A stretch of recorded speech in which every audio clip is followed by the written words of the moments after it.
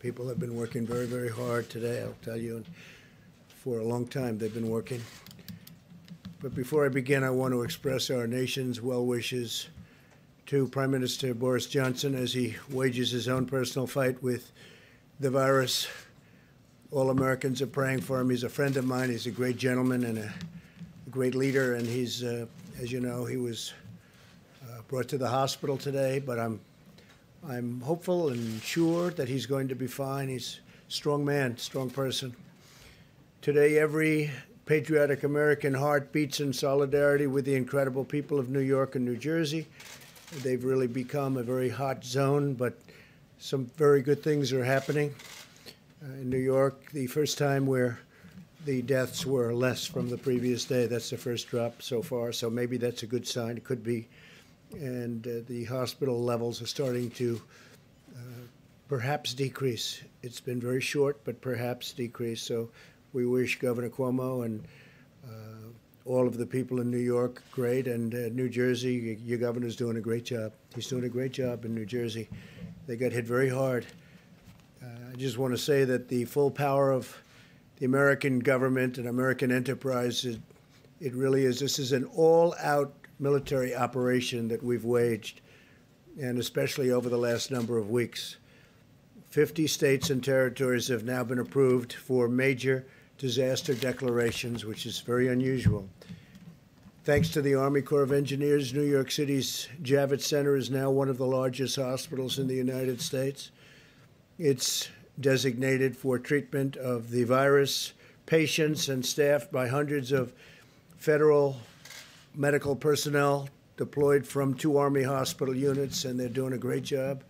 This was something that we didn't expect to do, but they needed help in New York, and we sent federal troops. Not only troops, we also sent a lot of very talented doctors, nurses, first responders. People are now running Javits. Also, as you know, the USNS Comfort, which is in New York, there's been a lot of publicity about that coming in, and all that was not supposed to be for the virus at all under any circumstances. But it looks like more and more we're going to be using it for that. So we'll see. That was supposed to be for people having other medical problems. But it's very interesting because there are virtually no cars on the road, no motorcycles on the road, no anything on the road. Things that would normally be taken care of, we don't see anymore. So we haven't seen that in a long time. It's perhaps a positive. But the ship is ready, and if it has to, if we need it for the virus, we will be using it for that. They'd prefer not, for obvious reasons, but if for any reason they need it, it's ready, willing and able. We have the best doctors, the best military leaders, and the best logistics professionals anywhere in the world, and we're orchestrating a massive federal response, unlike anything our country has ever seen or done. We've never done anything like this. And more we're using our medical people because of the fact that jurisdictions, states, in particular, New York, New Jersey, the Connecticut area, Long Island now has become a hotspot, part of New York. We're sending a lot of things, a lot of supplies, and now we're sending personnel where it's needed, military personnel. As of Tuesday, we'll have deployed over 3,000 military and public health professionals to New York, New Jersey, Connecticut, and other parts of our country. 3,000, and that number's going up. And we hope we're seeing a leveling off in the hottest spots of them all. So we'll see. You'll be seeing that over the next few days. Let's see what happens. But we're prepared. In the last 7 days, FEMA has airlifted critical supplies and protective equipment from every corner of Earth. They're coming from all over the planet, including from within the United States, where the equipment isn't as necessary. Since last Sunday, cargo planes have delivered almost, listen to this, 300 million gloves, almost 8 million masks, and 3 million gowns, and many more fully loaded cargo planes are right now on the way. 3 big ones landed today. And these supplies are being distributed directly to the hospitals and healthcare providers all across the nation. So that massive amount of material that we're getting in is being delivered all over the country. Tomorrow, we'll deliver an additional 600,000 N95 masks to New York City to take care of the needs of the public hospital system. It was a request of Mayor de Blasio. We've been working great with Mayor de Blasio, getting him a lot of stuff. He's working very hard, I can tell you that. And we're working really very hard with New York City and with New York State. And at the request of Congressman Lee Zeldin out in Long Island, we will also be delivering another 200,000 N95 masks to Suffolk County, where they need it very badly. So we're getting that out on an emergency basis. Should be there tomorrow. We'll also be deploying millions of N95 masks to other locations that Admiral Polovchak will detail shortly. The Admiral will be up in just a couple of minutes. Over the last 24 hours, FEMA has delivered an additional 500 ventilators to New Jersey, 500. And again, the governor has been very thankful. We're working very hard with New Jersey, including building hospitals. We've also sent an additional 200 ventilators to Louisiana, definite hotspot, 300 to Michigan, working very well, I think, with the governor. Amazingly, 600 will be going or have gone to Illinois. And, I mean, there's a governor, I hear him complaining all the time. Pritzker, I hear him, he's always complaining, and yet I just said, give me a list of a couple of the things we've done in Illinois. And we're building a 2,500-bed hospital in McCormick Place. That's the big convention center in Chicago. And we're helping to staff it, and probably will end up staffing it because he's not able to do what you're supposed to be able to do as a governor. He has not performed well. And we're also sending 100 ventilators to Massachusetts. So we have 600 to Illinois, we have 100 to Massachusetts, we have 300 to Michigan, we have 200 to Louisiana, we have 500 ventilators, 500 going to New Jersey. And this is being done by FEMA, being delivered by FEMA. And it's some job. Just think of that when you think about 500 ventilators. A ventilator is a big deal. We're also establishing a federal medical station in the Washington, D.C. area to help Washington, D.C., and working very closely with the mayor and everybody in Washington, D.C. At the same time, Governor Inslee, we appreciate this, of Washington State has returned 400 ventilators, which can now be deployed elsewhere in our country. So the state of Washington's done very well. They won't be needing some of the ventilators that have been sent, about 400, that's a lot. And we appreciate that he's able to give them back. He feels confident that they are in good shape for the coming weeks until we can declare a final victory. In the days ahead, America will endure the peak of this terrible pandemic. Our warriors in this life and death battle are the incredible doctors and nurses and healthcare workers on the front line of the fight. We pledge to them our eternal gratitude and everlasting support. They make all of us very proud. Our country is very proud. We have people, they love our country. The world loves our country, most of it, probably all of it. They just don't say it. I can report today that the United States has now tested and gotten results of 1.67 million people. That's far more than any other country has been able to do. And you remember we inherited a broken system, so a lot of this has been developed. By Tuesday, 1,200 brand new rapid point-of-care testing kits has been produced by Abbott Laboratories, great company, and they'll be distributed to all of our public health labs. That's a 15-minute test, even less, as well as the Indian Health Service, the CDC, and the Strategic National Stockpile. So we're going to have 1,200, and on a weekly basis, we're making a lot more. They go very fast. They're very accurate tests. And other countries are wanting them, so at the right time, we'll be able to do that. But right now, we're getting them to all of ours. So we've done 1,670,000 tests. Think of that, 1,670,000 tests. And we have a great system now. We're working with the states in almost all instances, but we have a great system. And the other thing that we've bought a tremendous amount of is the hydroxychloroquine, which I think, as you know, it's a great malaria drug. It's worked unbelievably. It's a powerful drug on malaria. And there are signs that it works on this, some very strong signs. And in the meantime, it's been around a long time. It also works very powerfully on lupus. So there are some very strong, powerful signs, and we'll have to see, because, again, it's being tested now. This is a new thing that just happened to us, the invisible enemy, we call it. And if you have no signs of heart problems, the azithromycin, which will kill certain things that you don't want living within your body.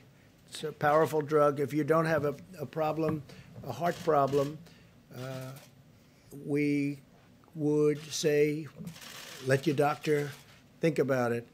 But as a combination, I think they're going to be, I think there's two things that should be looked at very strongly. Now, we have purchased and we have stockpiled 29 million pills of the hydroxychloroquine, 29 million.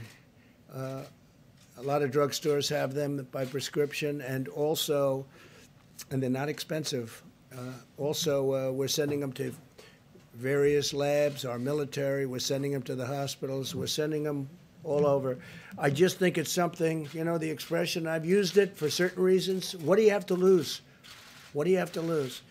And a lot of people are saying that when, and are taking it, if you're a doctor, a nurse, a first responder, a medical person going into hospitals, they say taking it before the fact is good, but what do you have to lose? They say take it. I'm not looking at it one way or the other, but we want to get out of this. If it does work, it would be a shame if we didn't do it early. But we have some very good signs. So that's hydroxychloroquine and azithromycin. And again, you have to go through your medical people, get the approval. But I've seen things that I sort of like. So what do I know? I'm not a doctor. I'm not a doctor, but I have common sense. The FDA feels good about it. They've, as you know, they've approved it. They gave it a rapid approval. And the reason, because it's been out there for a long time, and they know the side effects, and they also know the potential. So based on that, we have sent it throughout the country. We have it stockpiled, about 29 million doses. 29 million doses. So we have a lot of it. We hope it works. Driven by the goal of the brightest minds in science. We have the brightest minds in science, but we're driven by the goal of getting rid of this plague, getting rid of this scourge, getting rid of this virus. These brilliant minds are working on the most effective antiviral therapies and vaccines. We are working very, very hard. I have met many of the doctors that are doing it. These are doctors that are working so hard on vanquishing the virus. We strongly recommend staying at home, practicing vigorous hygiene and maintaining social distance so you're just not going to catch it. It's the most effective weapon in this war. And I will tell you, we are committing to you, we're committing to the people of our country like few administrations, few people, few professionals have ever committed before. They are working so hard. I see them before my eyes, exhausted. People that I'm dealing with every day, exhausted. They haven't left their offices. They haven't left their hospitals. We meet with them. We see them. And tremendous strides have been made. I think the vaccines, we'll have a report on that, but the vaccines, working together with other countries. We're also working with other countries, many other countries. And we all want everyone else to be first. We're very happy, but we are very far down the line on vaccines. We'll see how that all works. Johnson & Johnson's doing a great job, working very hard. A vaccine would be great. Therapy and therapeutics would be great. We'll see what happens. In the meantime, you may listen to what I said about the two drugs mentioned. My administration is rapidly implementing the largest emergency economic relief package in American history. You've seen what's been happening. Billions of dollars in small business loans have already been processed through Paycheck Protection Program. So we went out on Friday, and literally it's become so popular. It's been worked with the banks. They get it to the small business. And it's all about employment. It's all about jobs. We want you to keep your jobs. Give small business funding to keep the workers on the payroll. And we're sending direct cash payments to millions of Americans and rushing aid to the hardest hit industries. We're saving industries. We will be, you'll be seeing it. And if we do more, we're going to do more, and we're going to try and get directly to people that are hit so hard. But we're going to take care of our workers. We're going to take care of our citizens. We're going to take care of our small businesses. We're going to take care of our large businesses, the airplane industry, the airline industry. A lot of great industries that we have that are in trouble because of what took place over the last short period of time. These are industries that were doing better, for the most part, doing better than ever. The airlines were doing great. Oil was doing great, oil and gas, and the energy industry was doing phenomenally well, and got hit like nobody's ever been hit before. Just about like no industry's ever been hit before. There's never been anything like this. But we see light at the end of the tunnel. Things are happening. Things are happening. We're starting to see light at the end of the tunnel. And hopefully in the not too distant future, we'll be very proud of the job we all did. Can never be happy when so many people are dying, but we're going to be very proud of the job we did to keep the death down to an absolute minimum, the least it could have happened with this terrible, terrible virus. In closing, I also want to note today is Palm Sunday and the beginning of Holy Week for Christians in America and all around the world. While we may be apart from one another, as you can see from our great churches, our great pastors and ministers are out there working very hard, but we may be apart. We can use this time to turn to reflection and prayer and our own personal relationship with God. I would ask that all Americans pray for the heroic doctors and nurses, for the truck drivers and grocery store workers, and for everyone fighting this battle. I had mentioned yesterday where I see the nurses rushing into hospitals, and they're putting on their outfits, and they're putting on their masks and goggles in some cases. They're rushing into war. They're rushing into war. And I see people from apartment houses screaming and shouting and singing their praises. It's an incredible thing. They're warriors. These doctors and nurses, they're running into buildings, and they're literally putting it on as the doors are opening. They're putting all their stuff in, running inside. And they're running inside to tremendous danger. Tremendous danger. But most of all, I'd like to ask for your prayers for the families who have lost loved ones. Ask God to comfort them in their hour of grief. It's a great hour of grief for our nation, for the world. This morning, I was talking 151. For 4 days, I said 151. 151 countries this morning. It's 182 countries. It jumped up a lot. So as of this morning, it's 182 countries are under attack from this monster.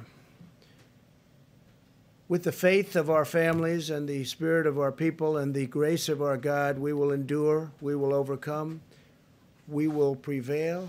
We have learned so much. We will be stronger than ever. And I just want to thank everybody. I want to thank the incredible professionals on the task force also. We had a big meeting today. We were calls all day long to so many different people. And I think our package to get everyone working when we're ready is really turning out to be successful. We may have to make it larger because it's been really successful. But all of that comes back to this country. We want to get them back. We want to get our people back to work. Everybody wants to be back. We want to open up our country as soon as possible. So with that, I'm going to ask Dr. Birx to say a few words. And she's got some charts to show you. And thank you very much. Thank you. Thank you, Mr. President. As you can see from the hopeful signs in Italy and Spain, where we see finally new cases and deaths declining, it's giving us hope of what our future could be. We wanted to give you an update on where all of the states were. We're looking at this as states normalized per 100,000 citizens. It looks very similar to last week. We wanted to update you. We've been covering throughout the week the states that were moving on this map. You can see very clearly where New York is as a state, although this is very much still centered in the New York metro area. New Jersey is the orange line. The green line is Louisiana. That's followed by Massachusetts, and then Connecticut and Michigan are together in those lines towards the bottom. And then, of course, Washington, D.C. is now visible on this map, which was not visible before. And the yellow line towards the bottom is Washington State. Next slide, please. So this just summarizes all of the states we're tracking very closely at the county level. So we're tracing and tracking not only the epidemic at the state level, but understanding what's happening in county by county with new cases and, of course, also the deaths. We're also triangulating that with all of the laboratory data. And just to tell you how we're kind of doing that, for New York, which you can see at the top, their serology is now about 36% positive. They were in the 40s. So day over day, their percent positive is finally starting to decline. New Jersey's is increasing, however. They're now up to 42% of the specimens that come to the laboratory are positive. Louisiana, 25%, Massachusetts, 20%, Connecticut and Michigan, 20%, District of Columbia, 15%, Washington, 8%, and then Illinois, Colorado are at about 16%. Pennsylvania, which is also new to the graphic, is at about 12%. Next slide, please. So if we could go back one, I'm sorry, if we could go back one slide, one more. All of the states here, those are 38 of the states. 38 of our states have less than 50 cases per 100,000. They are testing. Their laboratory results are consistent with that. Their seropositivity rate for their laboratories are less than 5%. So this is how we're tracking and triangulating both case reporting, mortality or fatalities, and also triangulating that with the laboratory. The New York metro area, New Jersey, Louisiana, and a series, and Washington State have all tested at a rate greater than Italy and Spain. I know many of you were tracking that. Remember, many of us, we pushed out a lot of those assays at the beginning over the last 2 to 3 weeks, and I want to just thank Admiral Giroir and HHS, who's been working very closely to make sure that the states that were having an outbreak had access to all of their assays. Next slide, please. And then next one. So just to give you an idea of how we're looking at this, we look at cases every day. I want to just thank my data team. They spend all evening compiling data. I get it about 2 o'clock in the morning. And it looks at all of these metro areas by their granular counties, so we can see the counties that have new cases. That also helps us identify the hospitals and understand what hospitals will need ventilators or PPE. So this is the Detroit area. It's Oakland and Detroit, Wayne County. Next slide. We also track mortality. It gives us insight into how many clients are in the ICU and need care. We want to make sure that we're meeting the needs both on cases and really appreciating the frontline healthcare workers that are really saving many people's lives. Next slide. This just gives you an idea from New Orleans. We are now also tracking St. John the Baptist Parish also, but this would be New Orleans and Jefferson County, and really tracking those on a case-by-case basis to look for changes over time. And next slide is their mortality. And you can see it's starting to stabilize. So this is how we've been tracking and tracing the epidemic as it moves through states and counties and communities. But as we started, we just wanted to note again, we do see hopeful signs in Spain and Italy. They have completed nearly 4 weeks of mitigation with people really doing social distancing, staying at home, ensuring they were washing their hands. If they have to go out to the grocery store, they're extraordinarily careful. They send one person from the family. And so we can really see that beginning to work. And we're very hopeful that over the next week, although we'll see rising number of cases of people who lose their lives to this illness, we're also hopeful to see a stabilization of cases across these large metro areas where the outbreak began several weeks ago. So thank you for your attention. Thank you very much. Admiral, please. Thank you, sir. What I thought I would do is update on the air bridge first, and then follow up on Dr. Bricks and how we're geographically aligning the supply chain. So the air bridge, we had 3 additional flights come in today, bringing 1 million gowns, 2.8 million N95 masks, 2.8 million surgical masks, 11.8 million gloves, 18.6 thousand gowns on 3 flights. And that material will be pushed out across the nation, delivered to hospitals, nursing homes across the country. Dr. Bricks went through the geography. And so over the last few days, I've been aligning the supply chain to those areas, and then reaching down into those areas and extracting data from those areas on PPE burn rates.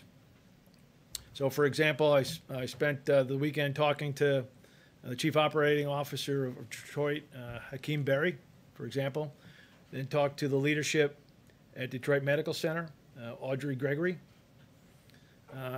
talked to the health officer in Oakland County, Michigan, and then also with the Chicago health officer, Dr. Allison Arwey. So reaching down to a level to understand their needs. So we're geographically aligning the supply chain, right? So you can see Dr. Bricks went through these counties, and we're getting down to the county level. And then aligning it by priorities of point of care.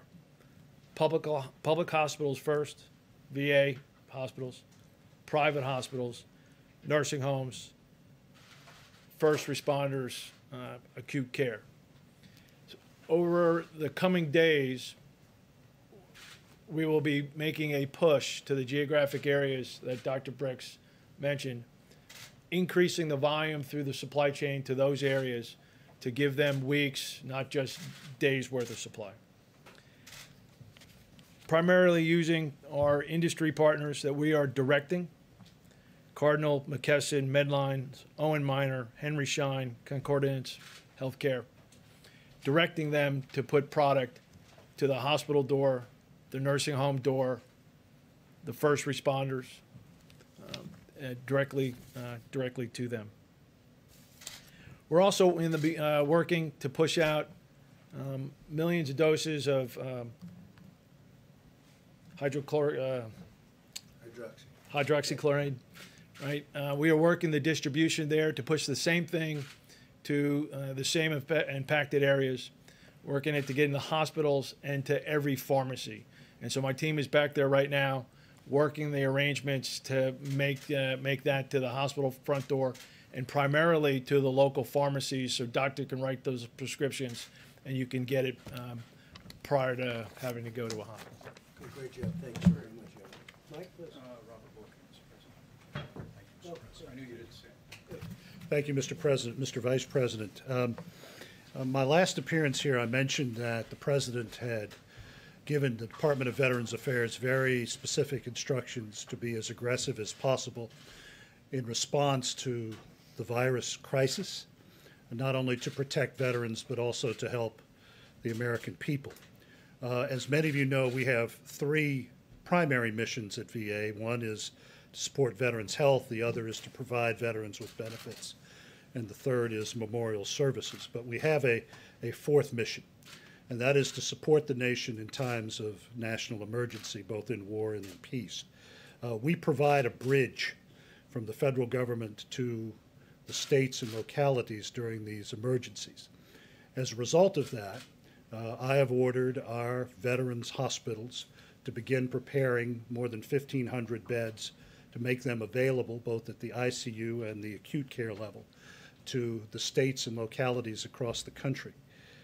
As a result of that, we have opened up approximately 100 beds in the metropolitan New York area, in Brooklyn, and in Manhattan, and East Orange, New Jersey.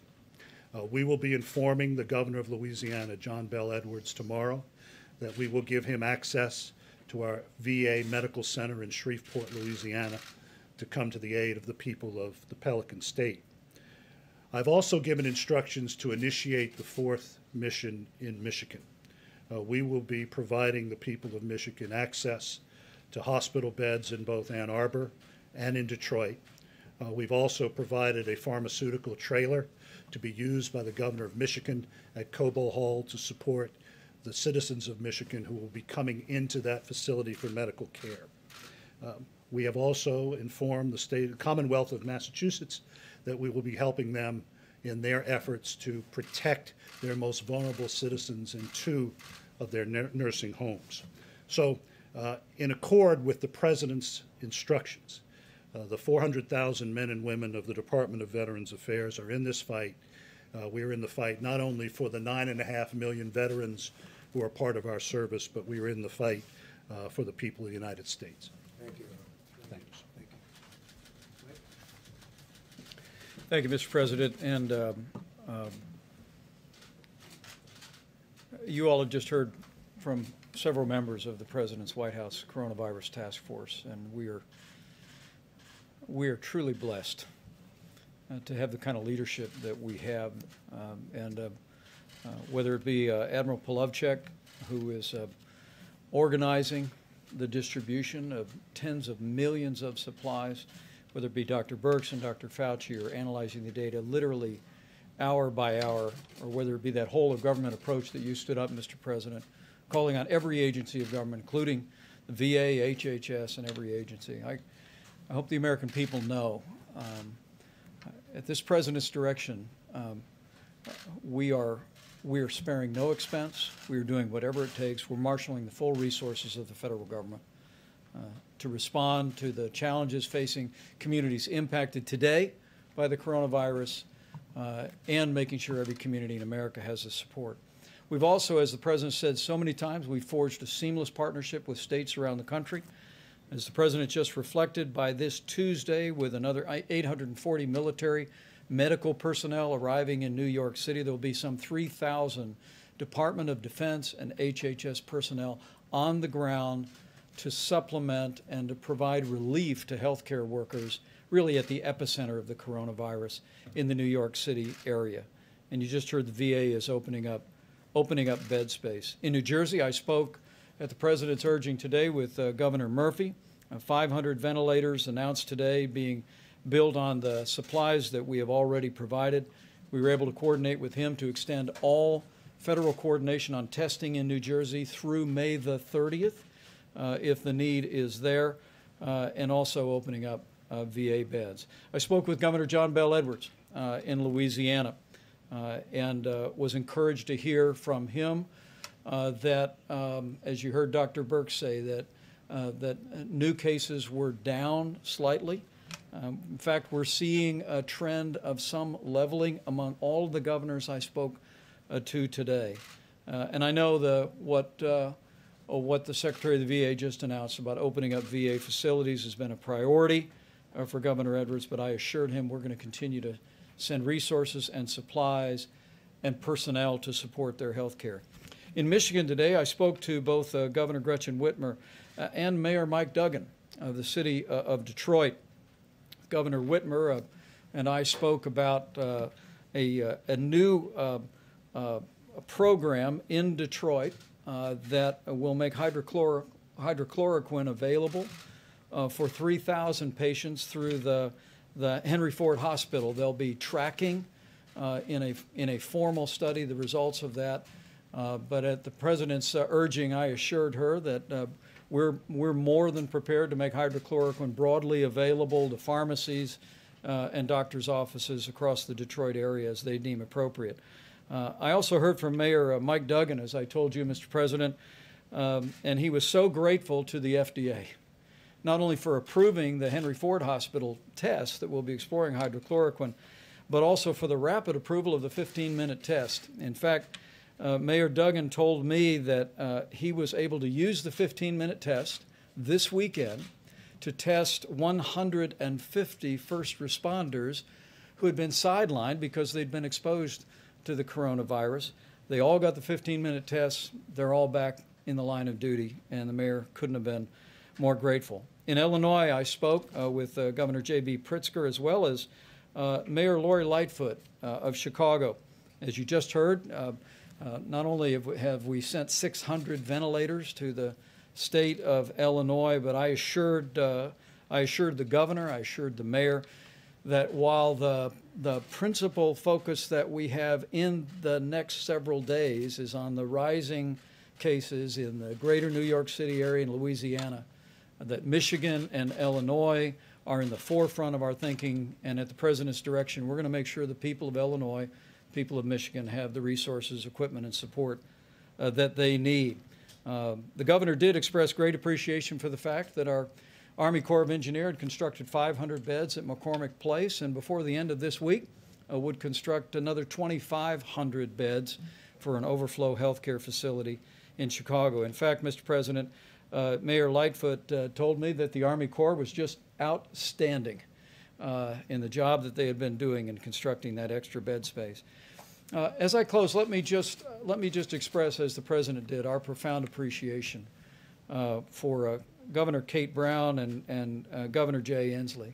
The state of Oregon and the state of Washington are leading by example. Oregon sent 140 ventilators to New York City. They looked at their circumstances and concluded that they could spare those at the point of the need. And because of the low and steady numbers in Washington State and in California, Governor Inslee today announced that they were sending 400 ventilators back to the Strategic National Stockpile, and those will be deployed at the point of the need.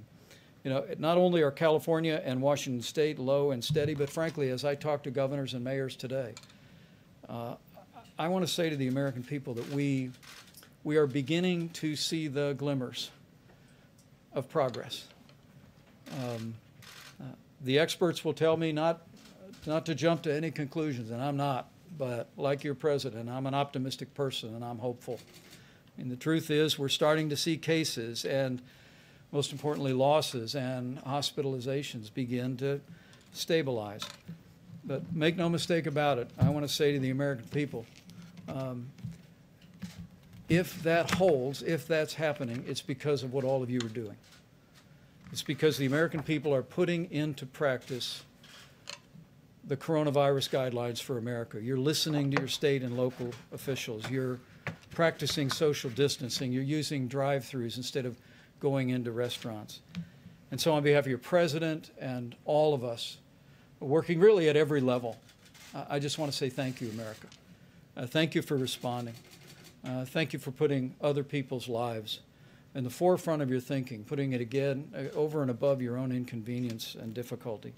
Because of your efforts, there is, as the President just said, light at the end of the tunnel. And I'm absolutely convinced with the continued cooperation, patience, persistence, and prayers of the American people, we'll get through this. And we'll get through this a lot sooner than we first thought it would take. Thank you. Mike, very much. Thank you.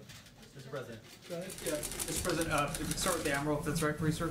I want to ask you about the air gap flights, sir. There were the two flights that came through. The three flights, where did they come from, sir? They came from Asia. Asia, okay. And then you were mentioning all these supplies being dropped off, the masks, the gowns, the hydrochloroquine. How are you guys making sure that there's not a run on these products? You know, you drop them off at Hospital A and that people just don't rush and go grab every mask, gown. And then a question for you, sir, after that. Right, so it's going to the loading dock, and there's an invoice. And so those people that are responsible for that loading dock and that invoice, they're going to make sure that there's not going to be a You're run not on the worried about bank. a run on any of these. Okay. Thank you, sir. I appreciate that. Mr. President, first, did you have a We chance? do get orders for a lot more than sometimes we think an area needs. Generally speaking, we like to either negotiate that down or give it to them as they want. So we've had a lot of orders that we think are high, but we generally like, if we have, for instance, with the medicines and with other things, we like to give it to them. Every day we're building up and building it up very rapidly and deploying it. But we do get orders from some of the states where we don't think they need it. We try and get it for them what they want anyway. Okay, go ahead. And then, you mentioned the Prime Minister off the top. Have you had a chance to Yes. speak to him today, sir? I didn't speak to him, no. I did get a call from the ambassador. And, hey, it's a big move going to the hospital. That's a big thing. He's a great gentleman, so I just hope he's okay. And then also, you mentioned the nurses, the doctors, the people that you Yes. see celebrating. Sorry, the people that are gearing up and getting ready, the people that are applauding and celebrating him.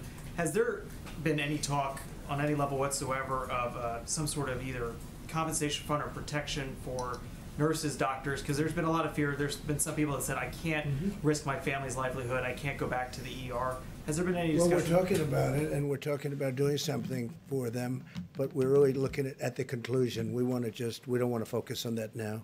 They're incredible. They're not saying we're not doing it. They go in with good equipment, with great equipment, and with stuff that's not so good. And sometimes they catch it wearing the best stuff you can buy, brand new, the best stuff. This is a very tough enemy.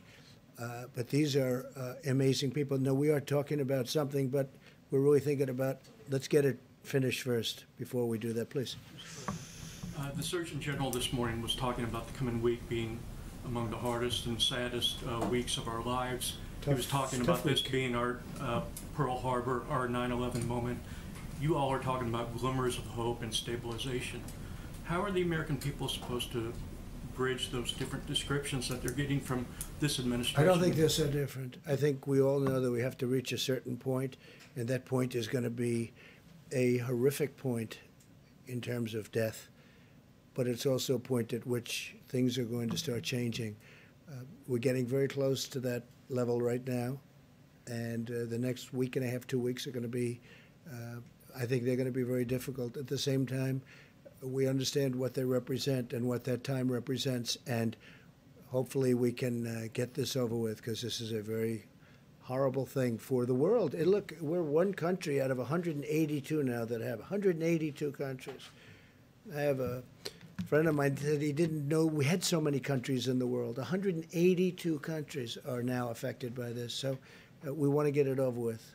Okay, please. Those numbers, sir, could I just ask one follow-up Yes. on those numbers that you were talking about earlier? How does that change the projections that you were making earlier this week of 100 to 1,000 Well, to 240? we hope we can stay under those numbers. Those are numbers of death, and we hope we can stay under those numbers. That would be terrific, and as far under those numbers as possible. Now, if we did nothing, you know that number too. But the American people really stepped up. So did the professionals. They just really stepped up. So we're hoping to stay under those numbers. And that means the minimum and the maximum, but we're hoping to stay under the minimum number. You know what that number was. Right, but do the numbers that you were talking about today, have they changed those projections? I would say the answer is yes, but I would also say that we're not going to know really in terms of a final toll until we get out to the end. And we're probably, possibly not so far away. We're getting closer. But it's our goal to stay as far under that minimum number, the minimum number as possible, okay? That's what we want to do. Go ahead. Mr. President, as President of the United States, your words carry enormous weight in this country and around the world. And while you acknowledge you're not a physician, you do promote these medicines extensively here. How do you not go so far as to be giving medical advice And you said yesterday you might take some of these medicines even though you don't have symptoms.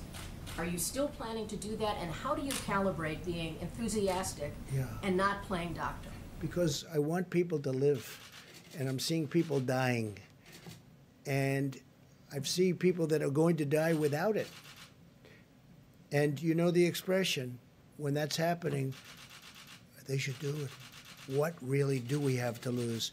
We also have, this medicine's been tested for many years for malaria and for lupus, so it's been out there. So it's a very strong, powerful medicine, but it doesn't kill people. We have some very good results and some very good tests. You've seen the same test that I have. In France, they had a very good test. They're continuing. But we don't have time to go and say, gee, let's take a couple of years and test it out, and let's go and test with the test tubes and the laboratories. We don't have time. I'd love to do that. But we have people dying today. As we speak, there are people dying. If it works, that'd be great. If it doesn't work, we know for many years malaria, it's incredible what it's done for malaria. It's incredible what it's done for lupus, but it doesn't kill people. That's one of the things with a vaccine. When we have a vaccine, we have to do tests, because when you inject that vaccine, when they take whatever it is they have to take, we have to make sure it doesn't have a horrible impact, destroy somebody. Could. So we have to test it for a long period of time. This one, not so much, because it's been out there. Now, I'm not acting as a doctor. I'm saying do what you want, but there are some good signs. You've read the signs. I've read the signs. With the other one, there's some very good signs also. Different, going together works very well, but there may be an indication that if you have a problem with your heart, you shouldn't take what we call the Z-Pack. You shouldn't take it, and that's okay. But I would love to go to a laboratory and spend a couple of years testing something. We don't have time. We don't have 2 hours, because there are people dying right now. If it does help, great. If it doesn't help, we gave it a shot. We gave it a shot. That's the way I feel. You know, we passed something. Yeah, I would be very serious about taking it. We passed something that I'm very proud of. It's called Right to Try. For 45, 50 years they've been trying it. It makes so much sense. We have the greatest doctors and labs and lab technicians, greatest medicines, the greatest minds in the world. Everybody admits it. And when we're close to having something, or when we have something that tests incredibly well, you couldn't use it for years, because they would take years and years to test. So with the help of also Democrats, I got it bipartisan, but they've been trying to get this passed for decades. You know that. It's called Right to Try. So a person would be diagnosed terminally ill from something. And in the old days, meaning before a year ago, they would say, do you think I could try this pill, this whatever, this medicine that's testing so well? No, you can't do that. You can't do that under no circumstances. They'd leave for Asia. They'd leave for Europe. They'd leave for, if they had money. If they had no money, they'd go home and die with no hope. We got a thing called Right to Try. If somebody's very ill, terminally ill, they're going to die. And it was very complex. It wasn't as easy as it sounds, because there were huge liability problems. The drug companies didn't want to do it because they didn't want it on test results, because these are very sick people, so they didn't want to bring down their test results. The insurance companies had tremendous problems. I got everybody in the room. I said, look, we'll sign a waiver. The person taking it will say, we're not going to sue. The family's not going to sue the drug company, not going to sue the insurance company, not going to sue the state, the city, or the federal government, okay? It's called exculpation, and we got it done. It's a very simple agreement. I don't know why nobody ever thought of it, but they never thought of it. I did, and we got it done. Now we have Right to Try, which is actually, in my opinion, much more difficult than what we're talking about here. But if there's a medicine or something, a possible cure or something that's looking good, and somebody has something that's they're going to die or they're very sick, they take it. And you know, we've had some unbelievable results. Unbelievable results. And it also gives the people hope. Yes, please. Mr. President, the doctors who are treating coronavirus patients, they have the medical expertise to determine whether or not they should prescribe hydroxychloroquine. And many of them And do. there are already clinical trials in place Sure. looking at hydroxychloroquine. Sure. So They should be why finished in not- about a year. Why not just let the science speak for itself? Why are you promoting this drug? I'm not. I'm just You saying, come very out here- simply, I'm not at all. I'm not. Look, you know what I'm trying to do? I'm Well, trying you to save come out here lives. every day, right, sir, talking about the benefits of I hydroxychloroquine. want them to try it, and it may work and it may not work. But if it doesn't work, it's nothing lost by doing it, nothing. Because we know long-term what I want to save lives. And I don't want it to be in a lab for the next year and a half as people are dying all over the It's already place. out there. Doctors are already able to prescribe it That's off-label, right. All I'm doing So what is do you saying, accomplish? well, I'll tell you what I accomplished. We bought massive amounts of it, 29 million doses of it. We have it coming from all of the labs. We're actually now doing it here because in case it does work, we want to have it. And we've given it to drugstores. We're sending it all over. FEMA's doing it. We're doing it through different channels, many different channels, including the companies that make it. It's a very special thing. Now, it may not work, in which case, hey, it didn't work. And it may work, in which case it's going to save a lot of lives. Now, a lot of people say if the people walking in prior to getting it, if they take it, it has a profound effect. Well, maybe it does and maybe it doesn't.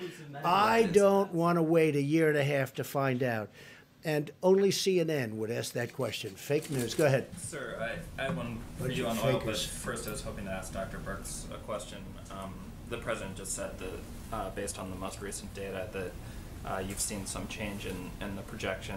I'm wondering if you could, you obviously have a week's more worth of data since the sort of 100,000 to 240,000 potential death figures that you gave us last week. So I'm wondering, with all the caveats that this is sort of based on continuing social distancing and that we might see, if one city pops, things could change dramatically. What are the sort of range that you're now looking at in terms of total death impact?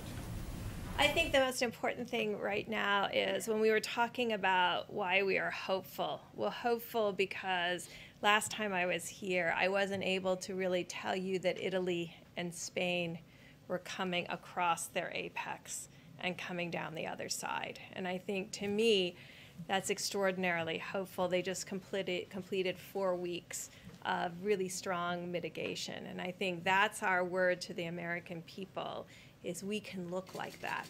2 other countries look like that now. 2 other countries with a very similar experience to our experience, with higher case numbers and higher mortality.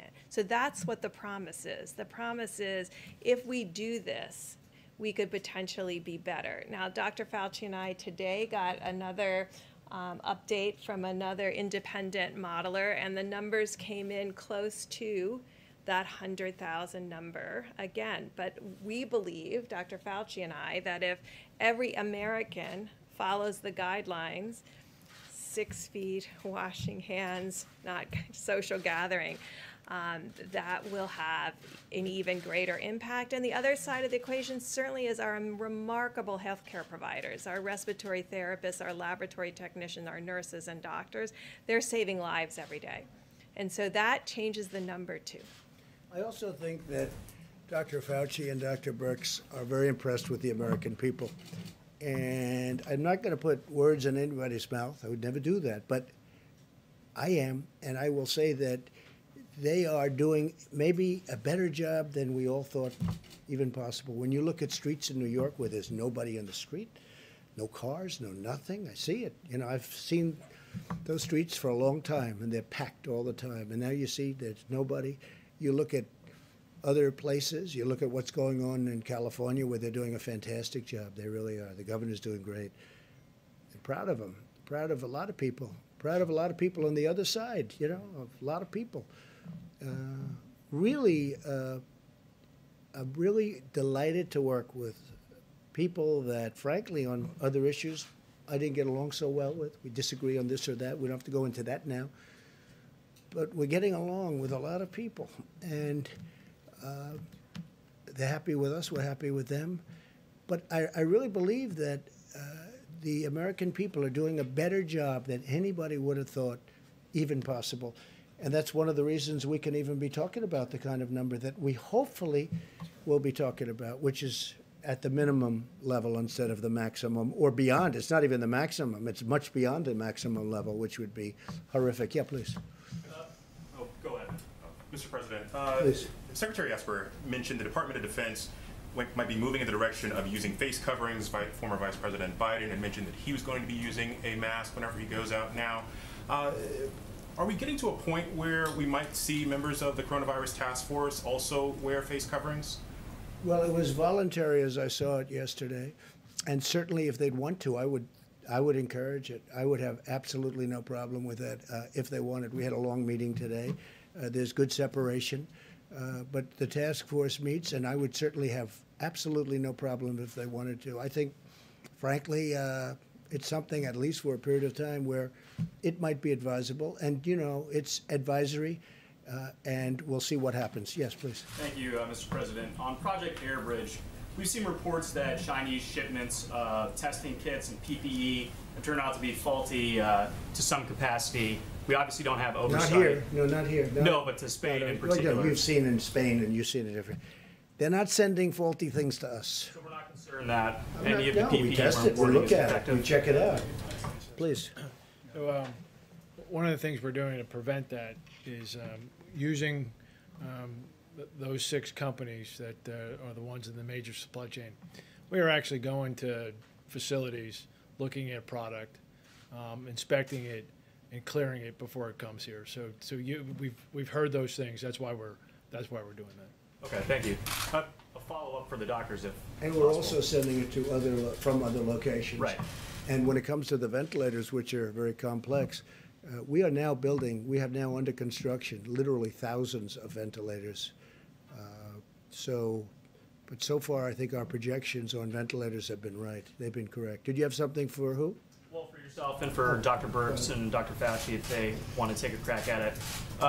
Some of the models that you guys are using, the IHME model in particular, has been very accurate when it comes to projecting deaths over the last couple of days. But there's a couple of other metrics that they seem to be pretty far off on, specifically hospital beds. Are you guys, happy with the models you're currently using? Is there any need to adjust those? Well, it's turning out that we need less hospital beds. Right. That's what you're talking about. And that's what we may have models, but we've been sort of saying that. In New York, we were saying we think you're going to need less. Now, let's hope that continues. But right now, I heard Governor Cuomo this morning, and he was saying less hospital beds, also less death. That was a very big thing. First time, less death today than yesterday, right? That's a big thing. But also less hospital beds. That means less patients, because basically it's less patients. And we were saying that. And it also means less ventilators. So there's a lot of not a very positive things happening. Okay. Please. Thank you, sir. With Prime Minister Johnson hospitalized, yes. I noticed a few minutes ago you were standing right next to Vice President Pence. Are you considering staying away from each other just to make sure that we have continuity of government in the executive branch? We have this tiny platform, and I'd love it to be wider. You're staying away from each other. Mike, you were tested? Yes, sir. Okay, like recently, so was I a couple of days ago. You keep interacting with groups of we people. are, here we are on this platform. And, but I get next to him, I don't breathe. I'm only kidding. We are sometimes forced into positions that I'd rather be away, but it's you're all looking for questions. Mike's a very big part of this. I am. It's very difficult maintaining like this distance on this little area. I just wanted to ask really quickly, under what circumstances you would consider leveling tariffs on imports of oil to the United States? Well, if the oil price stays the way it is because of people that really want to see it go up. When I say we want to save a great industry. We built a great industry in this country. If they don't get along, I would do that. Yeah, I would do tariffs, very substantial tariffs, because we're independent now. We have our own oil. And if I did the tariffs, we essentially would be saying we don't want foreign oil. We don't want any foreign oil. We're just going to use our oil. and that would help to save an industry. And, you know, it's become a tremendous job producer, and it's great to be independent. We're independent. Our energy is now independent. We produce more oil and gas than anybody else, than any other country, and that all took place over the very recent time. Now, in the meantime, I'm seeing $91 cents a gallon out on the road. Okay, a lot of people are happy. I see very inexpensive jet fuel. We're trying to save the airline industry, but I want to save our great energy industry, and that's what we're doing. Yeah, so I would absolutely do that. And what we'll do, the price will still be very low, but what we'll do is we'll save, and very importantly, we'll save tens of thousands of jobs. One of the other things we're doing is having oil shipped to our strategic oil reserves, okay? And, you know, we're buying it for the right price, and we're shipping it. In some cases, we're storing it for nothing. They're there. We're filling up our reserves with this very inexpensive oil. Nobody thought they'd ever see a price. This is like from the 1950s, where they had big dollars, okay? So, no, I would use tariffs if I had to. I don't think I'm going to have to, because Russia doesn't benefit by having this, and Saudi Arabia doesn't benefit by having. They, you know, oil and gas are their major sources of income. So it's obviously very bad for them. But we have an industry that's a very important industry, and it's really formed beautifully. It was the virus that killed it, because what happened is it's down 40% from the day this happened, 40%. Otherwise, it would be doing phenomenally well. So that's it, yeah.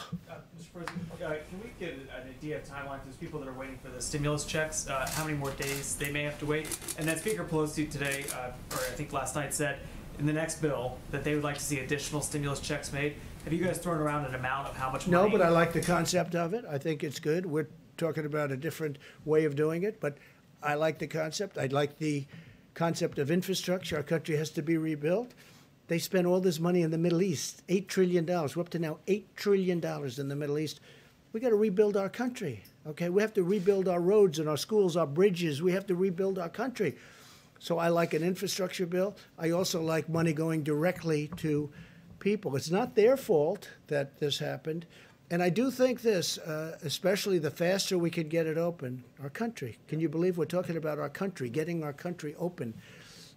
The faster we get it open, the bigger the boom, the bigger the rocket ship going up. I think it has a chance to go really quickly, relatively quickly. I'd like to see very quickly, but we'll see. But part of the stimulus and part of what we're doing, that will help it.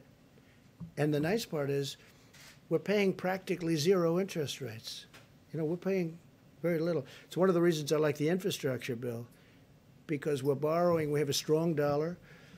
And the advantage to a strong dollar is everybody wants to invest in this country. They all want to buy our dollar. On the direct payments, just in terms of timeline, are we talking still 2 weeks? Are we talking 10 days? I think so. Yeah, from what I'm hearing, that, yeah, a couple of weeks, that's what I'm hearing, yeah.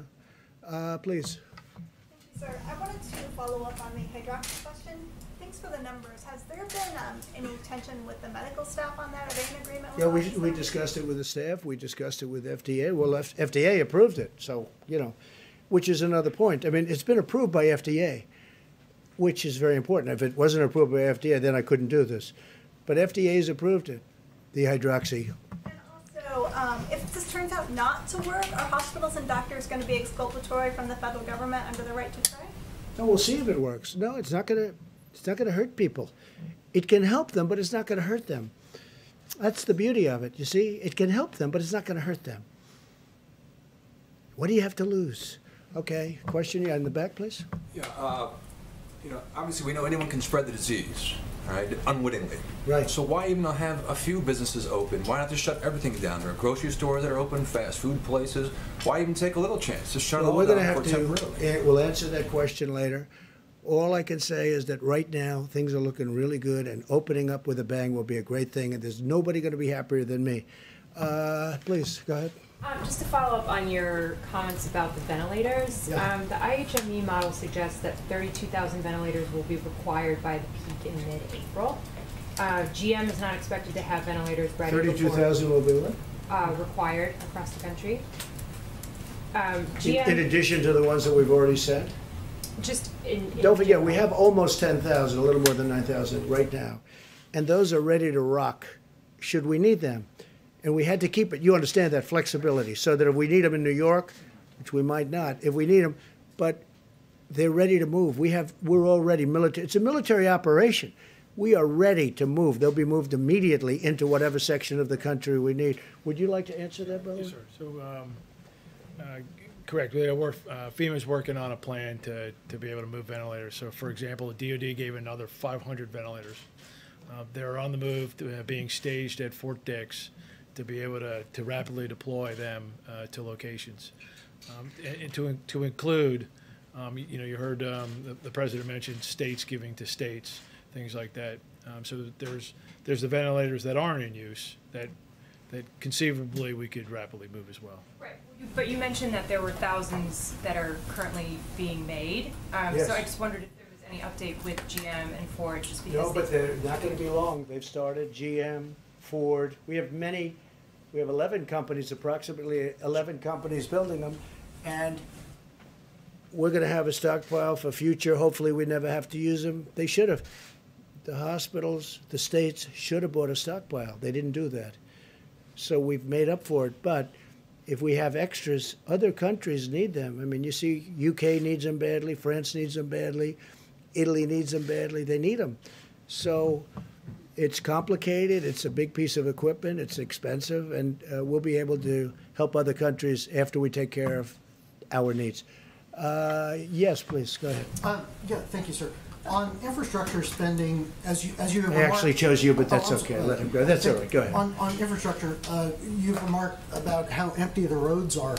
Is there any way to speed up infrastructure? I mean, the Beltway in Washington, it takes forever to do any road repairs because of all the traffic. No, I know, because they don't do construction techniques that work and that are better. I mean, I see a highway, and which is what I do. I do construction, what I did.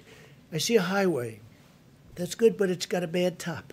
And it's got a big base, concrete base underneath. And I'll see them come in. I don't want to say where, but I could tell you, I could give you plenty of examples. And they rip the hell out of it. They take out the base. They take out everything. Now they pour a new base that isn't as good, isn't as deep, isn't as thick. The concrete base was fantastic. The footing, it takes forever. Wait a minute. It takes forever. And instead of scraping out the asphalt or whatever may be the top, scraping it off, and putting the new asphalt down, putting the new median in. They could have done it.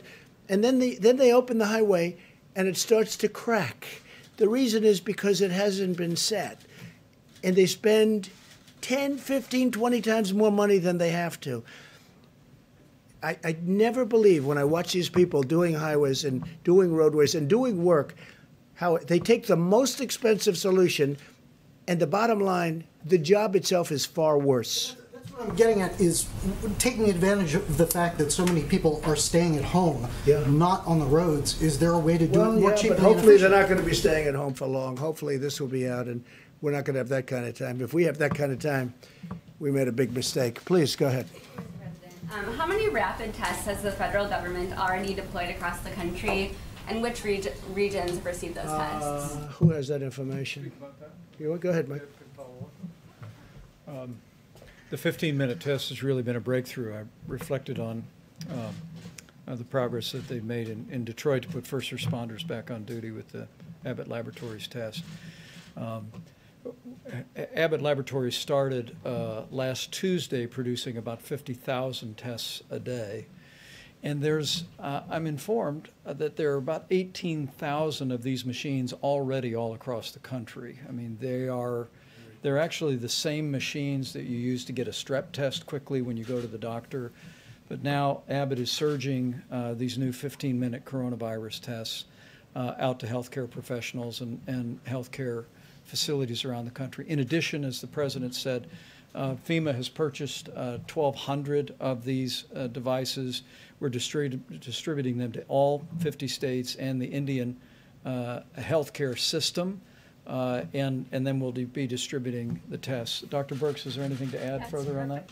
Okay, further. You've already received these tests? Let me ask Admiral Polovchek about the 1,200 devices. I didn't hear the question. Have they received the 1,200, or what's the timetable? I believe they're on the shelf at Abbott, a good majority of them. Tuesday they go out. Right, yes, sir. So I don't have the exact numbers. I think there is some manufacturing in there, but large balance of them are on the shelf. Some have gone out, by the way, but the big bulk of them go out on Tuesday. Yeah, please. In some of these previous briefings, you referred to the federal government as the backup. Today, there's definitely a different approach here, I think, with the distribution. You know, the sense of it in listening to your presentation today is that you are embracing taking a leader role for distribution. Is there a change? No, there's not a change, but we're supposed to be the backup. But like in Illinois, the governor couldn't do his job. So we had to help him. We're sending 600 ventilators. We're building a hospital in McCormick Place. We're doing, so we have some people that we're not able to do. We have other people that needed a little help. We had, in New York, we had to give a lot of help, but we've worked very well with Governor Cuomo and with Mayor de Blasio. But no, we are meant to be the backup, but we've taken on a much bigger role than that, and that's okay. I have no objection to it. Now, in some cases, it's worked so well where they're actually now seeing they think they're over the big problem, and they're actually calling us and they're saying, you can take your equipment back now. But we're really deployed as a backup, but I feel we're much more than that. They've done a much better job. I will say this. I don't think that the people that have represented this country, the federal government, whether it's the admiral and the generals and all of the people that we call to the fore, they're heroes for what they've done. What they've been able to do in a short period of time, they took a system that was broken, just like we did the military. Our military was broken. Our military was depleted. It was broken, and we've rebuilt our military. We've rebuilt this whole system, too. And in a way, Kelly, I appreciate your question because, you know, you're hearing all of the things that we're, the millions of masks, the hundreds of thousands of gowns, and they're surgical, you know, they're protective gowns at the highest level. We're getting it to the various states. And most of the governors are very happy. Now, a lot of times, you know, it's politics. Maybe I do the same thing, I don't know, but they'll try and act not so happy. I will tell you, when I speak to them or when Vice President speaks to them, they're singing the praises of all of these people. So I always take umbrage when somebody says something about what we've done. Now, to do this should have taken, to do what we've been able to do and to build it to a level, should have taken a year, should have taken 2 years. They did it in a matter of weeks, and we're helping states. No, it's them. As an example, New York had the right to buy 16,000 ventilators. They could have bought them. They didn't. I understand why they didn't. It was a very expensive purchase, you know, very expensive, and that's a lot, 16,000. And they chose to do something else with their money. I understand that. The problem is when something like this comes along, which you don't expect. Look, 1917, that's a long time ago. Perhaps 100 million people died. That's a long time ago. So people don't think it's going to happen. I would have, frankly, I mean, did anybody in this room think a thing like this could happen? But it happened. And we built up a force. This is a military operation, as it turned out. It really is, with FEMA, with the Army Corps of Engineers. I mean, Army Corps of Engineers, and you were very gracious on that point. The Army Corps of Engineers building 2,500 units of beds and everything else. Now, and then Governor Cuomo called, and he wanted it to go COVID, meaning for the problem. And we said, well, it wasn't supposed to be that way, but we want to get it done. And we moved military personnel. So now military personnel are operating it. And I'll tell you what's good. It hasn't been very full. That's a good thing, not a bad thing. It hasn't been. Now, maybe over the next week something will happen, but it hasn't been. But we have, because it's better than the other alternative where we run out. But they built actually 2,900 beds. And we have also, we built 4 medical centers in New York. We built 4 hospitals, 4 medical centers, and a lot more than that. It's such an honor to have done it. But the people that did it are amazing, and they have to be appreciated by the states. Not me. They don't have to appreciate me at all. I don't care about me. They have to appreciate the generals, the admirals, the doctors, the nurses. I mean, we're bringing now 3,000 people in that are medical professionals that are coming from all over the country to help New York City, help New York State, and help many other places. I just think it's incredible what they've done, and I don't think that they've been appreciated.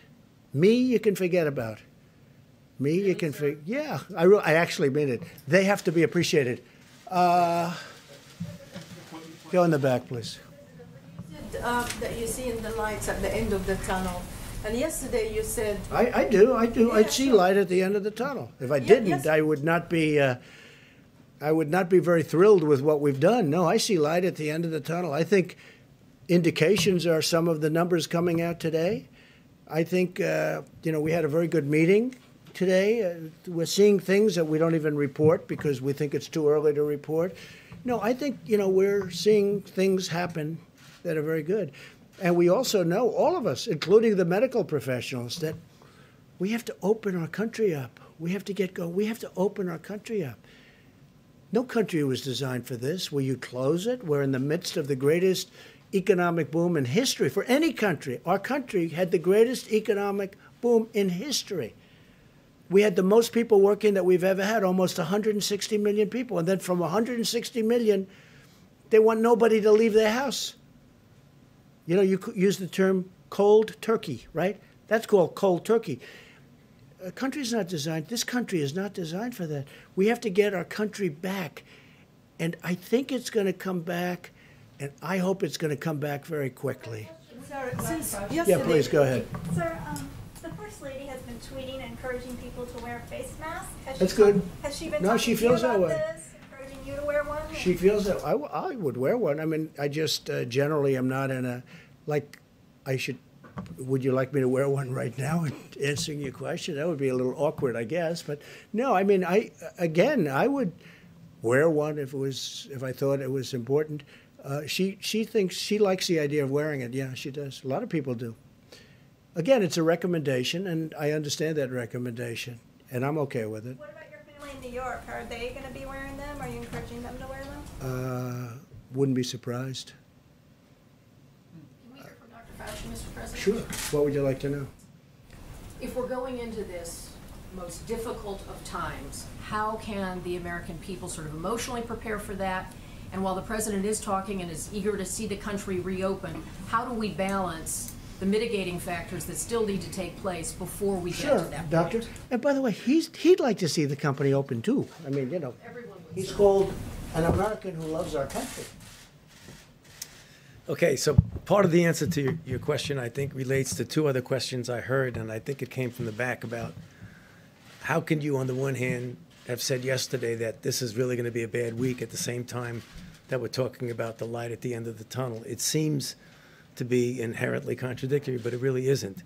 And it has to do with what we explained before about the lag in when you look at the indications that Dr. Birx and the president was talking about, where you see a flattening out of cases, and you don't see the realization of what that means until 2 weeks later.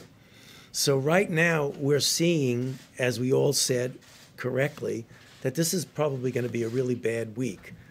That is a reflection of what happened 2.5 weeks ago.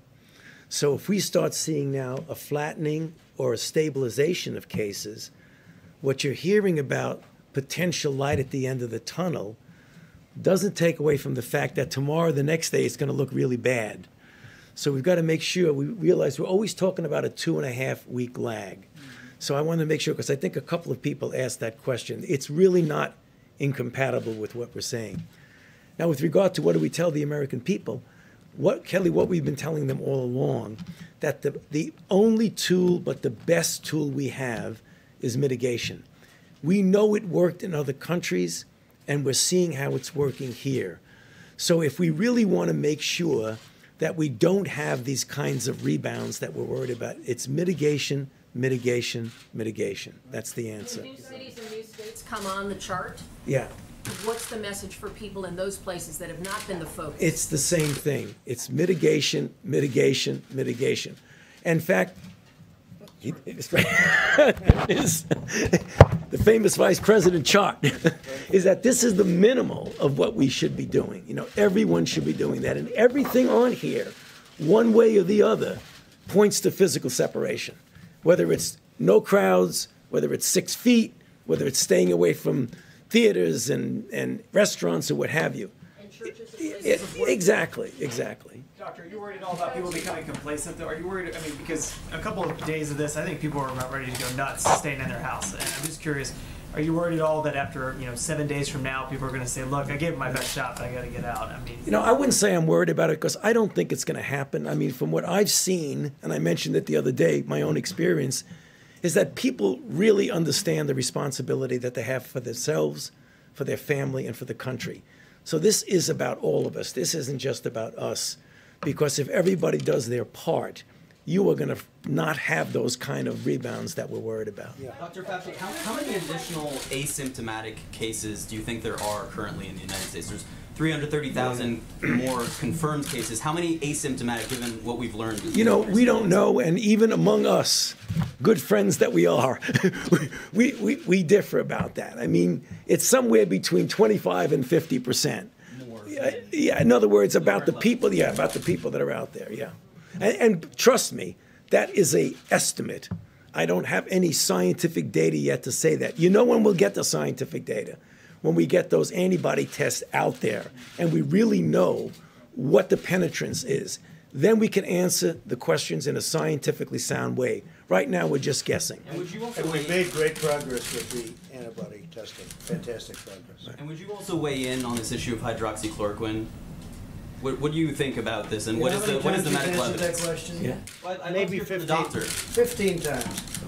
You don't have to ask. He's your medical expert, correct? He's answered that question 15 times. Dr. Fauci, why are you not wearing a face mask? What do you mean? Why am I not wearing a face mask now? Okay, there are a couple of reasons. One of them is that in fact, the major reason to wear a face mask is to protect you from infecting you. I had my test yesterday and it's negative. Good. Okay. That's a very good answer. All right, I think that really could be it. That was I love that answer, especially on the face mask. I thought it was very good. Go ahead. Sir, on the equipment issue, records show that federal agencies did not begin. Oh, stop it. Who are you with? By the way, who are you with? Who are you with? The Associated Press. Agencies did begin bulk purchases of respirators and Are you ready? masks Are you ready? until mid-March. Let me just answer your question because I know exactly. Same question you ask all the time. Ready? They have done an unbelievable job in delivering for the Associated Press, which is, not so great. Not like it used to be. The people that you're looking at, FEMA, the military, what they've done is a miracle. What they've done is a miracle in getting all of this stuff. What they've done for states is incredible. And you should be thanking them for what they've done, not always asking wise guy questions. Thank you very much, everybody. Thank you. 怎么又晚了？这诊所太远了，这里多开几间就好了。